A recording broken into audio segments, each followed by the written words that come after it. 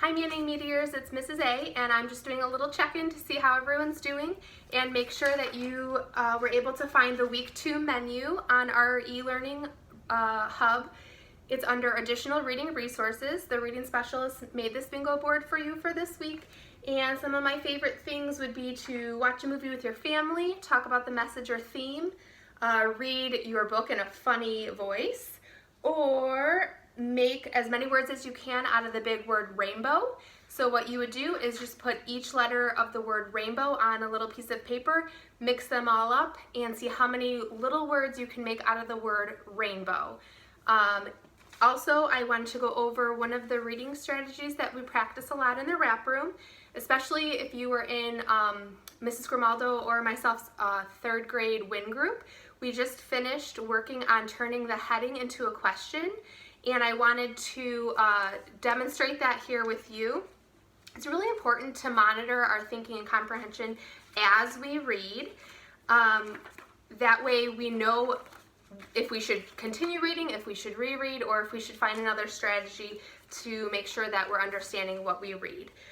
This is a great strategy to use for nonfiction text. We talk about text features a lot, even 2nd graders. I know we've been working on that. And so we would start with, this is a book, reminded me of Mrs. Entile, Horses and Ponies, with the heading, Keeping Clean. And you'll notice that the heading is usually at the top in bold, larger letters. And it's going to tell us what the rest of the text for these next couple pages is going to be all about. So I'm going to go ahead and read this, and then I'll show you how we're going to jot down our thinking. Keeping clean. When horses and ponies clean themselves, it is called grooming. They nibble their coats to get rid of dirt and bugs. These horses are grooming each other. This shows they are friends. This horse is rolling to scratch its back. Rolling rubs itchy insects off its coat too. People who keep pet horses groom them often. Most horses love being groomed. First of all, the owner scrapes mud out of the horse's hooves. She brushes its coat, then she brushes its mane and tail. Okay, so I have plenty of information here to go ahead and fill out my chart. This should look very familiar to our 3rd graders. So what we would do is we would start with the heading over here. The heading was keeping clean. So I'm going to go ahead and write the heading.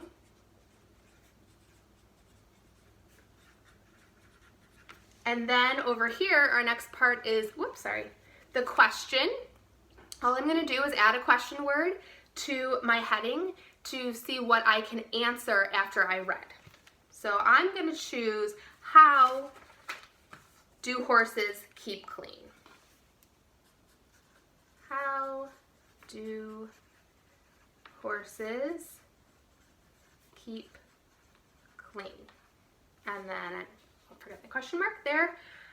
Next, this is where I'm going to read, and this time I'm going to read for a purpose. I'm going to read to answer this question. How do horses keep clean? So I can go back into my text and pull out some key words that I think would answer that question. So I know that it mentioned a word grooming to explain how horses keep clean. So I'm just going to write the key word over here, grooming.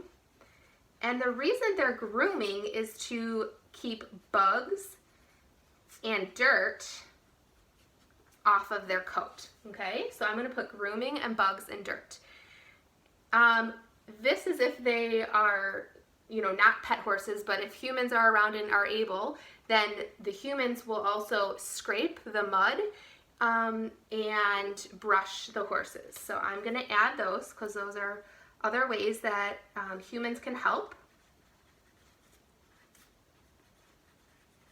horses keep clean. Okay, so I'm just going to hold this right up there for you. And as you can see, I've tracked all of my thinking. This would allow me to then, when I go back to either write about the text, I don't need to necessarily reread my whole nonfiction book. I've got keywords here, and I know that I was able to answer the question after I read. So I would then move on to the next section in my book, which is about trusting people, and do the same thing. This is just another way to track your thinking. Again, if you have any questions, feel free to reach out to us. We miss you guys, and we hope that you're having a relaxing time. Hopefully you got to play in the snow before it melted. All right, see you soon. Bye.